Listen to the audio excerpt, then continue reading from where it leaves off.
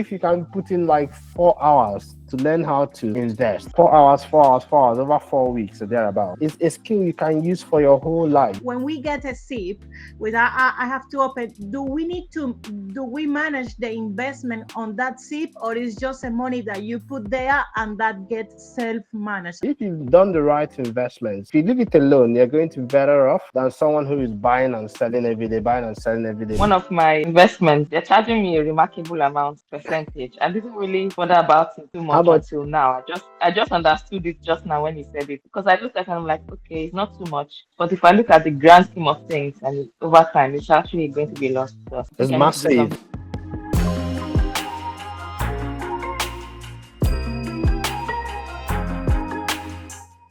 Right, okay. So someone asked here, how do I maximize my NHS pension? Yeah, who are you here? Who's asked the question? I did. My name is Ali. I asked the Hi, question. Ali. Hi, okay. Yeah, okay. So how to maximize your NHS pension? Basically, do you mean how to pay the most you can into it? I think overall, in terms of looking at the NHS pension and even other sort of private avenues to maximize totally how much one is earning through a pension or saving through a pension. Lovely. Yeah, that makes sense now. Thank you for the question. So basically, that's part of what I've explained. So you can get up to that 60K is what you're allowed in a year. How to optimize it, how to maximize it. First of all, if you're in the NHS pension, you want to make sure you're paying the most you can afford to pay into the NHS pension, the most they would allow you to pay in. And if you are a regular doctor, let's say a regular consultant, then there's a fixed percentage that's already been deducted. Okay. Do we know what that fixed percentage is? Payslip. Yeah, for your have you got your pay slip? No, I don't have it right now, but I think I usually say about 9.8% or something. 9.8%. So 9.8% is basically for I'm going to say you're not yet a consultant or GP, is that correct? A trainee, yeah.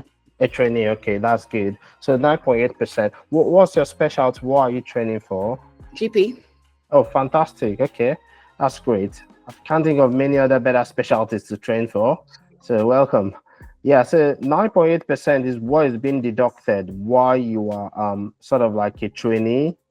When you were a consultant, for the consultants here, can you tell me what's the percentage that's been deducted into your pension? 12.5%. Yep. Now there's something different. Thank you, Stephanie. There's something different for GPs and GP partners. It's different because you pay as an employer. If you're a GP partner, you pay as an employee, you pay your 12.5%, but you also contribute to your pension as an employer. So you can pay both ways. Consultants don't have that flexibility. So you're a reg, Kaylan is a reg and does 12.5%. Yeah, that means you're earning quite a bit of money. Did you get the TRS? So some people got TRS, you've got some extra money. So it all based on how much you're earning as well. Okay. So basically, how to optimize your NHS pension, Ali. If you've seen my video on the NHS pension, you know the NHS pension provides you a guaranteed salary for life, so it's not affected by inflation. It also provides things like disability allowance, and they can pay you if, for instance, there's death in service. I mean, nobody hopes for that, but if there's death in service, then the NHS pension has a payout as well. But the most important thing to note about the NHS pension is that ceiling, the 9.8% you do pay into your pension. You could actually really ring up your pension and administration and ask them if you can pay a bit more. It's not going to be that much, but then they can give you the opportunity to pay a bit more into that. That way, there's less of your money coming to you, but there's also less of your money going to HMRC. Does that make sense, Ali? Yes. Okay, but that's not the end of it. Okay. Now, if you really, really want to make use of the full pension allowance, and you don't really have to make use of the whole 60,000, but let's say you want to make use of it as much as you can manage, the option there is to open a private pension. So if you've got a private pension like a SIPP account, so SIPP is self-invested personal pension, then you can contribute more to that SIPP. If you've got extra money you want to pay into your pension, you can contribute to that SIPP. You can invest it, either you invest it through an already made basket, or if you know how to invest already, you can choose your own investment. We tend to suggest a well-diversified broad index fund. I mean, don't invest unless you know what you're doing. But then you can have a separate private account, private pension that you pay into. And if you pay into it with your money that you've been paid as a salaried doctor, you can claim back the money through your self-assessment. Does that make sense? Or yes, here's something quick and useful. If you ever wonder what your actual take-home pay is after taxes, NI, pension deductions, or you just not sure how paying more into your pension will affect your take-home pay, our free NHS salary calculator will give you a clear, instant breakdown. It's perfect for planning your finances, checking deductions, or even spotting overpayments, and helping you determine how any changes in your pension contributions can affect your take-home pay. You want to make sure you're taking enough home. Now, it's easy to use and it's tailored for NHS professionals like you. You can try it now for free on nhssallarycalculator.com. So it's nhssallarycalculator.com. The link is in the description. Now let's dive right back into the episode. Yeah, is that last bit, the private part, that I'm not sure exactly how that works, different from investments, like a SIPP one. So I had just heard about the SIPP one. I had gone around opening one recently, but I don't know about this other private one you just mentioned. So a SIPP is a private pension. So if you've got a SIPP, it's different from your workplace pension. It's self-invested personal pension. So it's a type of private pension. Okay. So basically, if you open a SIPP, you've got a private pension now. So it's not controlled by the government. It's not controlled by your workplace. So that's a SIPP. Does that make sense now? Yes, it does. It does. Right. So I'm looking at So Migdalia, Oja, you had some questions. Do you want to ask her? Yeah, thank you so much for this. So yeah, but basically, I'm just a little bit confused about SIP because I haven't gotten into that yet, but I'm thinking because this year I will go above 100K, even though I haven't done anything. Money. No, but I don't want it. I just wanted to get below 100K. I really have, because I don't want to do locum. I don't want to do anything. I just want to be at home, relax. I understand your frustration, because it makes some doctors who are really willing and ready to work. They think, why will I be working some more to pay more tax? So yeah, so basically, and then my curiosity, just because I'm not good when it comes to, managing stock and shares and things. Like 3 years ago, I left my, just to give you an example, I put some money on trading 212 on Apple, and I delete the trading 212, and after 3 years, I realized that money went up, and I didn't realize how that happened.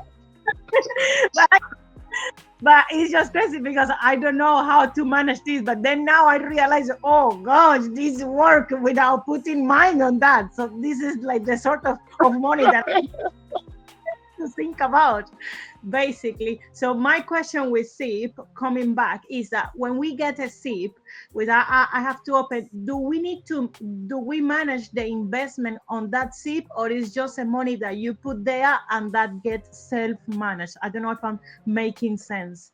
You're making a lot of sense, and that's a very useful question. And you've just taught us something, which I'm going to share here. Thank you. Where are you based, Migdalia? Well, I'm now based, I was in London before, so when you were mentioning, and London was killing me with 60% trap, and London was, and then I say I need to, so I just now moved to Scotland, yeah. All right. Were you the one who sent me a message? You said you found my stuff on ChatGPT. Exactly. Yeah. Oh, you are on ChatGPT. Oh, lovely to have you. I saw Scott, Dr. Scott. All right. Right. So you've left only Sonia in London. Okay, then. Don't worry, Sonia. I'll meet you when I come to London. Right. But that was a very useful question. Thank you. First thing I want to share from what Dr. Scott Oja has shared. She left an investment and then came back and it's gone up.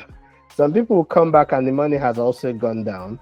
So there was a very lucky situation there. And also, if you've done the right investment, if you leave it alone, you're going to be better off than someone who is buying and selling every day, buying and selling every day. Because when they're buying and selling, they could make psychological mistakes. Sometimes they make errors.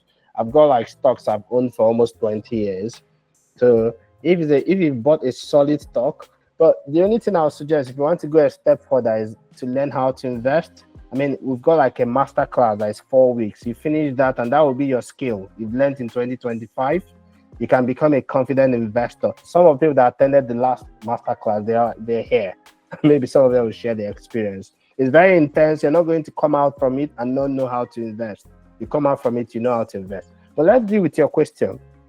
SIPP is called self-invested personal pension as against NHS pension. The NHS pension, we want to believe, we have the faith and hope that somebody sensible is managing it and the money is going to be there when we turn 68.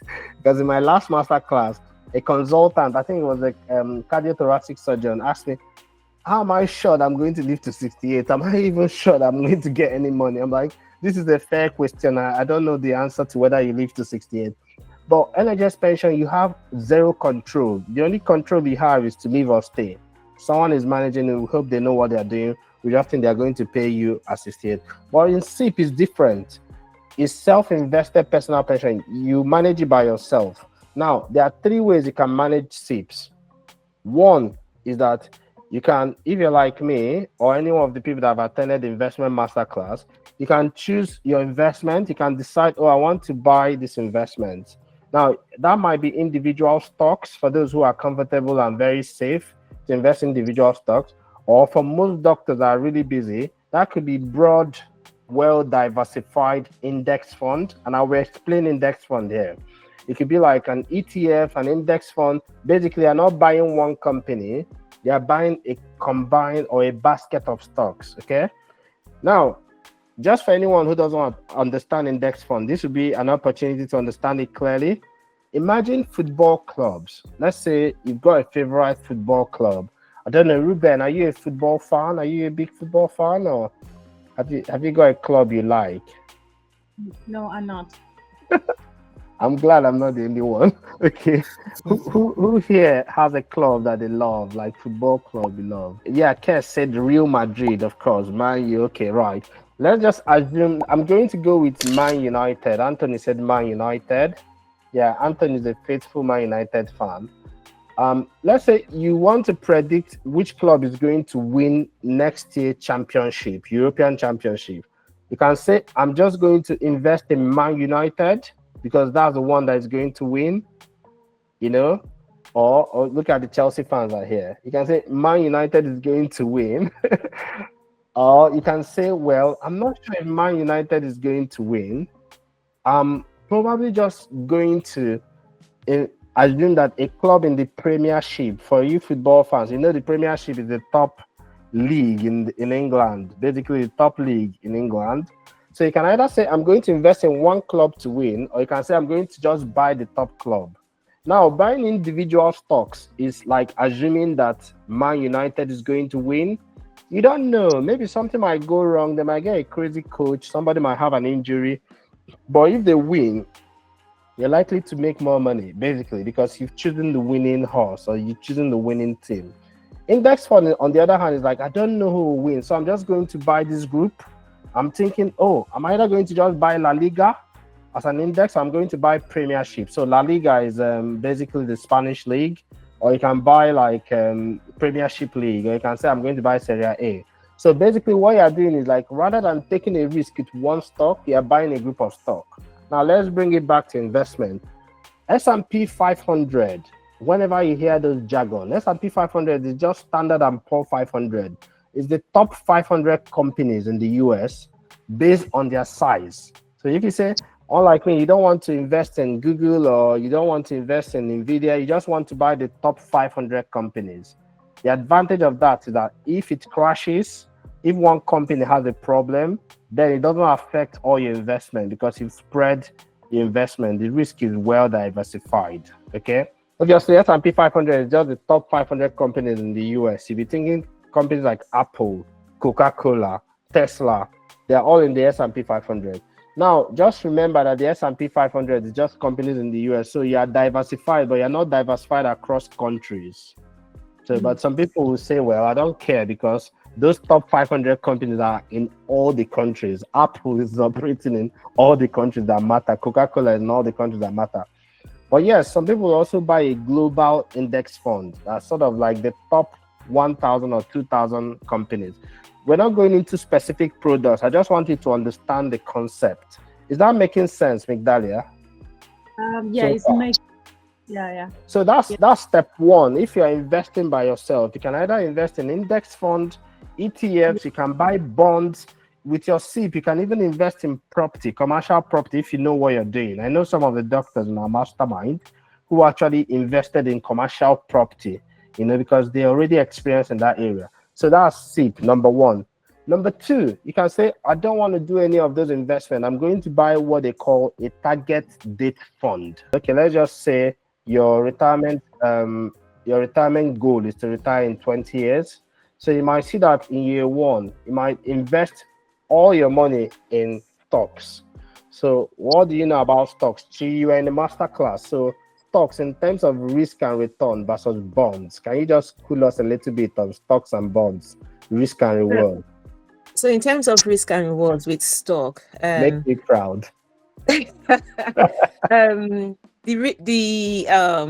the rewards with stocks, the potential to have very high returns is there, as well as the risk of maybe losing your money.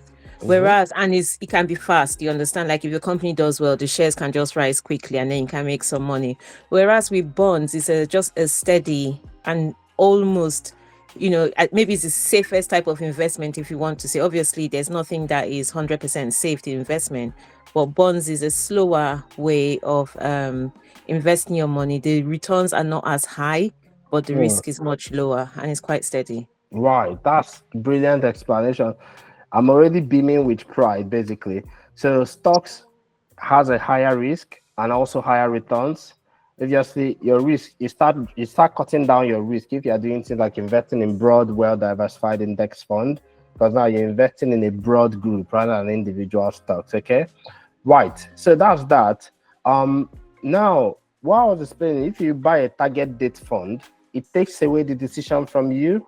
I mean, you can always come back and change it. But what the target date fund is like, the goal is to make sure that at 60 years, when you want to retire, you've got your money sitting there for you, most of it at least. So knowing that bonds, there's little or no risk of loss of your capital, except the lender is unable to pay you. So if that fund is buying bonds, more of the bonds are just going to be paying you returns, but they are less likely to go down in value compared to stocks. So you might see what will happen, Migdalia, when you're 40, is buying more of stocks. You might allocate it based on 70-30, 70% in stocks and 30% in bonds. Now, when you're 40, when you're 50, maybe it goes the other way. It increases the allocation to bonds and reduces the allocation to stocks. Maybe by the time you hit 60 years, you might end up having just 20% in stocks and 80% in bonds. Again, I'm giving you rough numbers, but those target date funds, they are set up in that way to reduce your risk, so that by the time you're nearing retirement, you're taking less risk and you're likely to have more money in your pocket. So that might work for someone who doesn't want any hands-on approach. They don't want any investment. They don't want any time to put in any time in it. The downside is that sometimes when you're about to retire, you might have some extra cash and you might prefer to keep investing. But if it's making an automatic decision, it doesn't know that. It just knows that Migdalia is retiring and he wants to put more of your money in bonds. Okay, does that make sense now? Yeah, it makes sense now. So, Mike, I think I understand, but what I want to clarify, I think I understand what you said. What I want to clarify is that the person that is making these automatic decisions is the basket that you've bought and is the age you've set by yourself. Okay, cool. That's it. Correct. I understand. That's correct. Thank you.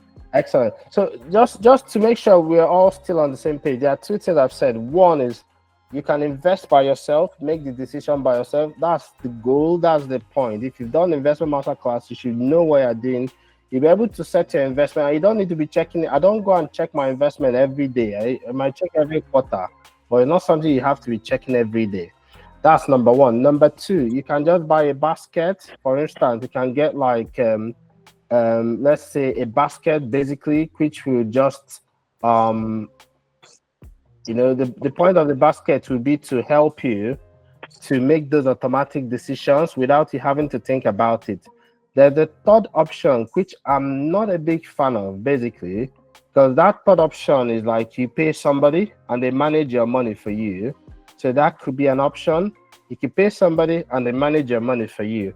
Most of the platform provide that option as well, and they charge you more money for that. Basically, when it comes to investment, if you are doing a well-diversified broad index fund, you're not doing anything special. Basically, you're just investing your money. You're just hoping for the market to carry your money and grow it. So you're taking less risk. You're going to end up with the same returns as everyone else. You're going to be average, and average is very good because 99% of full-time expert professional investors don't even beat the average returns. I've written an article on that. Okay, so these are the three options. Number one, you can invest by yourself. This applies to both SIPP and stock and shares ISA. You can invest by yourself. You can invest through like an already made basket, that's the target date fund. Number three, you can pay the platform to get people to manage your funds for you. Number three, I think, is the worst, and that's where people like financial advisors and all the rest of them, they charge you money and they charge you 1%, 2%, which I think is a bit of a scam. Because if you charge me 1%, it's not a scam anyway because they didn't force anybody. But if you charge me 1%, then check what that 1% will be compounded over 20 years. For today, it looks like 1%. But by the time you put in 100, Sonia doesn't like it at all. I can see the way she's shaking her head. So there's a lot of compounding that happens. You don't know. Over time, there's a calculator. Probably I'll build another calculator for us to use it to calculate how much those fees will cost you. It might actually cost you 1 extra year of work because you're just paying somebody 1%. You might think it's 1% of 100,000, but next is 1% of 120,000. Next is 1% of 140,000. You eventually pay quite a lot. I've seen some that charge 3%, and it's very funny because some of our big medical organizations are recommending them. A lot of times they are restricted advisors as well. All right, let me not go into all of that, but basically you understand the three options to invest. Migdalia, does it make sense? Yes, more clear now with the SIPP. I just realized that one of my investments with Hargreaves Lansdowne, they're charging me a remarkable amount percentage. I didn't really bother about it too much until now. I just understood it just now when he said it. Because I looked at it and I'm like, okay, it's not too much. But if I look at the grand scheme of things and over time, it's actually going to be lost. So it's massive. About that. It's massive. Well, you're in the community. Yeah. It's massive. You're in the community. I'll share the calculator. Maybe I'll email it out as well, so you guys can calculate for yourself.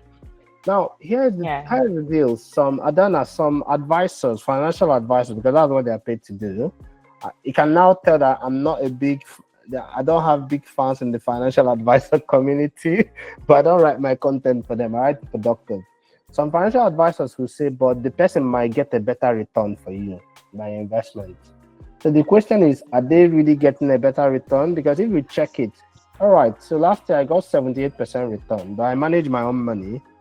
So I'm not taking it. Any risk I take is for myself, but I'm not like a massive pension investor, and I also don't take people's money to manage for them.